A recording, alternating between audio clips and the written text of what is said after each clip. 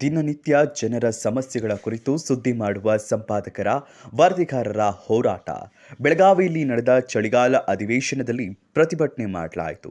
ಕರ್ನಾಟಕ ಕಾರ್ಯನಿರತ ಪತ್ರಕರ್ತರ ಹೋರಾಟಕ್ಕೆ ಬೆಂಬಲ ನೀಡಿದ ಮಹಿಳಾ ರೈತ ಹೋರಾಟಗಾರ್ತಿ ಮಂಜುಳಾ ಪೂಜಾರ್ ನಂತರ ಪತ್ರಕರ್ತರ ಹೋರಾಟದ ಸಮಸ್ಯೆಗಳನ್ನು ರಾಜ್ಯಾಧ್ಯಕ್ಷರು ಬಂಗ್ಲಿ ಮಲ್ಲಿಕಾರ್ಜುನ್ ಅವರ ಜೊತೆ ಆಲಿಸಿ ತಮ್ಮ ಹೋರಾಟಕ್ಕೆ ನಾನು ಕೂಡ ಸಂಪೂರ್ಣ ಬೆಂಬಲ ನೀಡ್ತೇನೆ ಎಂದರು.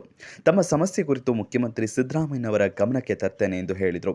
ಇನ್ನು ಇದೇ ಸಂದರ್ಭದಲ್ಲಿ ಕರ್ನಾಟಕ ಕಾರ್ಯನಿರತ ಪತ್ರಕರ್ತರ ಧ್ವನಿ ಸಂಘಟನೆಯ ರಾಜ್ಯ ಸಮಿತಿ, ಜಿಲ್ಲಾ ಸಮಿತಿ ಹಾಗೂ ತಾಲೂಕು ಪದಾಧಿಕಾರಿಗಳು, ಸದಸ್ಯರು ಭಾಗಿಯಾಗಿದ್ದರು. 1,000 ಪತ್ರಿಕೆಗಳು ಇದಾವೆ. ಇವತ್ತು ಆ ಪತ್ರಿಕೆಗಳು ಕೋಟ್ಯಾಂತರ ರೂಪಾಯಿ ಜಾಹೀರಾತು ಸರ್ಕಾರದಿಂದ ಪಡೆದು ಇವತ್ತು ನಮ್ಮ ವರದಿಗಾರನ ಬೀದಿಗೆ ಇಳಿಸಿದ್ದಾರೆ ಸ್ವಾಮಿ. ಅದನ್ನು ಕೇಳೋ ಧೈರ್ಯ ಯಾರಿಗೂ ಇಲ್ಲ. ಆಮೇಲೆ ಸರ್ಕಾರ ಸುಮ್ಮನೆ ಬೇಕಾಬಿಟ್ಟು ಇದ್ಬಿಟ್ಟು ಮಾಲೀಕರು ಸರ್ಕಾರಗಳು ಒಡಂಬಡಿಕೆಯಿಂದ ಇವತ್ತು ರಾಜ್ಯದಲ್ಲಿ 16,000 ಪತ್ರಕರ್ತರು ಬೀದಿಗೆ ಬಿದ್ದಿದ್ದಾರೆ. ಇದನ್ನು ಕೇಳೋರು ಯಾರಿಲ್ಲ. ಇವತ್ತು ನೋಡಿ ನಮ್ಮ ಸಂತೋಷ್ ಹೇಳೋರು ಏನ್ ಬೇಕಲ್ಲ ಆ ರೀತಿ ಟೇಬಲ್ ಗುದ್ದಿ ಮಾತಾಡ್ತಾರೆ. ಮೋದಿಯವ್ರ ಬಗ್ಗೆ ಆ ರೀತಿ ಚಿತ್ರ ವಿಚಿತ್ರವಾಗಿ ಮಾತಾಡ್ತಾರೆ. ತಮ್ಮ ಇಲಾಖೆಯಲ್ಲಿ ಇವತ್ತು ನಮ್ಮ ಪತ್ರಕರ್ತರು ಏನಿದ್ದಾರೆ, ಇದೊಂದು ಹಿಂದೆ ಮಾಧ್ಯಮವಾಗಿ ಉಳಿದಿಲ್ಲ, ಇವತ್ತು ಉದ್ಯಮವಾಗಿ ಪರಿವರ್ತನೆ ಆಗಿರೋದ್ರಿಂದ ನಮ್ಮ ಪತ್ರಿಕೆಯ ಮಾಲೀಕರುಗಳು ಕಾರುಬಾರಿಂದ ತಮ್ಮ ಹೆಂಡತಿ ಮಕ್ಕಳು ಅಳಿಯಂದರು ಚೆನ್ನಾಗಿದ್ದಾರೆ ಹೊರತು ಇವತ್ತು ಯಾವ ವರದಿಗಾರರು ಚೆನ್ನಾಗಿಲ್ಲ. ಅವರಿಗೆ ಕನಿಷ್ಠ ಪಕ್ಷ ರೀತಿ ವಂಚಿಸ್ತಾ ಇದ್ದಾರೆ. ಇನ್ಯಾವನು ಗಮನಕ್ಕೆ ಹರಿಸ್ತಾ ಇಲ್ಲ ಸಿದ್ದರಾಮಯ್ಯ ಅವರು. ಈ ಒಂದು ವಿಚಾರದಾಗ 15 ಬಜೆಟ್ ಮಂಡಿಸಿದ್ರು ಸಾಮಾಜಿಕ ಅಧಿಕಾರ ಅಂತಾರಲ್ಲ, ನಿಜವಾಗಿ ಅವರು ಸಾಮಾಜಿಕ ಅಧಿಕಾರರಲ್ಲ. ಇವತ್ತು ಕೇವಲ ಇದಾಗಲೇ 3,000 ಅಕ್ರಿಡೇಷನ್ ಓಡು ನಮ್ಮ ಪತ್ರಕರ್ತರು ರಾಜ್ಯಾದ್ಯಂತ ಓಡಾಡಕ್ಕೆ ಬಸ್ ಪಾಸ್ ತಗೊಂಡಿದ್ದಾರೆ. ಸಂತೋಷ. ಇವತ್ತು ಉಳಿದಂತ ಪತ್ರಕರ್ತರು ನಮಗೇನ್ ಬೇಕು ಮಾನದಂಡ?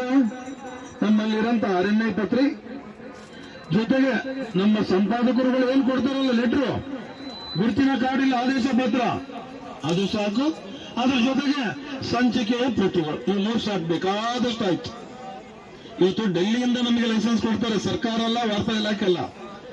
ಇವತ್ತು ಅಕ್ರಿಡೇಷನ್ ರೂಪಿಸ್ಲಿ, ಮಾಧ್ಯಮ ಪಟ್ಟಿ ರೂಪಿಸ್ಲಿ, RNI ಬೇಕೇ ಬೇಕಂತಾರೆ. ಅದಕ್ಕೆ ಮಾತ್ರ ಬೇಕು. ಇಂಥ ಒಂದು ಸವಲತ್ತು ಕೊಡೋಕೆ ಅಕ್ರಿಡೇಷನ್ ಇದ್ದವ್ರು ಮಾತ್ರ ಬರೀ ಅಂತಾರೆ. ಇವತ್ತು ನಾನು ಬಹಳಷ್ಟು ವರ್ಷದಿಂದ ಅಬ್ಸರ್ವ್ ಮಾಡ್ತಾ ಇದ್ದೀನಿ, ತಾವೆಲ್ಲ ನೋಡ್ತಾ ಇದ್ರಿ. ಮೊದಲು ಅವಾಗಿನ ಕಾಲದವ್ರು ಇವಾಗಲೂ ಪೇಪರ್ ಓದ್ತಿರ್ತೇವೆ. ಮೊದಲು ನಾವು ಬೆಳಗ್ಗೆ ಟಿವಿ ನೋಡೋದಕ್ಕಿಂತ ಪೇಪರ್ ಬಂತ ಅಂತ ನೋಡ್ತಿರ್ತಾವ. ಹಿರಿಯರು ಕೂಡ, ಸಣ್ಣ ಮಕ್ಕಳು ಕೂಡ ಪೇಪರ್ ನೋಡ್ತಿರ್ತೇವೆ. ಆ ಪೇಪರ್ ನಲ್ಲಿ ಬಂದಂತ ವಿಷಯಗಳನ್ನ ಎಷ್ಟು ಕಷ್ಟಪಟ್ಟು ಸಂಗ್ರಹ ಮಾಡಿ ನೀವು ಜನರ ಮುಂದೆ ಇಡ್ತೀರಿ ಅನ್ನೋದು ತಲೆಗೆ ಇಟ್ಕೋಬೇಕಲ್ಲ. ಒಂದು ಸರ್ಕಾರ ನಡ್ಸಕತ್ತೇವೆ ಅಂತಂದ್ರ ನಮ್ಮ ರಾಜ್ಯದಾಗ ಏನ್ ಸಮಸ್ಯೆಗಳದಾವು, ಯಾರಿಗೆ, ಯಾವ ಜನಾಂಗಕ್ಕ, ಯಾವ ಒಂದು ವರ್ಗಕ್ಕ, ನಾವ್ ಯಾವ ವೃತ್ತಿ ಮಾಡೋರಿಗೆ ಏನ್ ಕೆಲಸ, ಏನು ಒಂದು ಸವಲತ್ತನ್ನು ಒದಗಿಸ್ಕೊಡ್ಬೇಕು ಅನ್ನೋದು ಸರ್ಕಾರ ನಡೆಸೋರಿಗೆ ಎಲ್ಲ ಗೊತ್ತಾಗ್ಬೇಕು. ಅದನ್ನ ಸವಲತ್ತನ್ನು ಒದಗಿಸ್ಕೊಡ್ಬೇಕು. ಹಿಂಗ್ ಹೋರಾಟ ಮಾಡಕ್ ಬಿಡಬಾರ್ದು ಅನ್ನೋದು ನನ್ನ ಅನಿಸಿಕೆ. ಹೆಚ್ಚಿಗೆ ಮಾತಾಡಕ್ ನಾನು ಇಷ್ಟಪಡಲ್ಲ, ಹೆಚ್ಚಿಗೆ ಭಾಷಣ ಮಾಡಬಾರ್ದು. ನಿಮ್ಮ ಕಷ್ಟಗಳನ್ನ ಆದಷ್ಟು ಬೇಗ ಪರಿಹಾರ ಮಾಡ್ಕೊಡ್ಬೇಕು. ಆದಷ್ಟು ನಾವು ಸಿದ್ದರಾಮಯ್ಯ ಸಾಹೇಬ್ರಿಗೆ ಹೇಳ್ತೇವಿ. ಸಿದ್ದರಾಮಯ್ಯ ಸಾಹೇಬ್ರ ಗಮನಕ್ಕೆ ಬಂದಿಲ್ಲ ಅನ್ಸತಿ, ಯಾರ ಸಚಿವರು ಯಾರು ಬಂದಿದ್ರ, ಆದಷ್ಟು ಬೇಗ ಸಂಬಂಧಪಟ್ಟಂತ ಸಚಿವರು ಯಾರಾದ್ರೂ ಬಂದು ಇಲ್ಲಿ ಭೇಟಿ ಕೊಡ್ರಿ. ಇಷ್ಟು ಹೋರಾಟ ಮಾಡಕ್ ಅವಕಾಶ ಮಾಡಿ ಕೊಡ್ಬೇಡ್ರಿ. ಅವ್ರ ಬೇಡಿಕೆಗಳು ಏನು ಆದಷ್ಟು ಬೇಗ ಈಡೇರಿಸಿ ಅಂತ ಹೇಳಕ್ ಇಷ್ಟಪಡ್ತೀನಿ. ಇಲ್ಲೇ ಬಾಜು ನಮ್ಮ ರೈತ ಸಂಘಟನೆ ಹೋರಾಟ ನಡೀತಾ ಇದೆ. ಪ್ರತಿಯೊಬ್ಬರು ನಮ್ಮ ಅಧಿಕಾರ, ಒಂದು ಹಕ್ಕ ಒಂದು ಕೇಳಾಗತ್ತೇವೆ ನಾವು. ನೀವು ಅಧಿಕಾರದಾಗ ಇದ್ದಾರ ಆದಷ್ಟು ಬೇಗ ಪರಿಹಾರ ಮಾಡ್ರಿ ಅಂತ ಹೇಳಕ್ ಇಷ್ಟಪಡ್ತೀನಿ.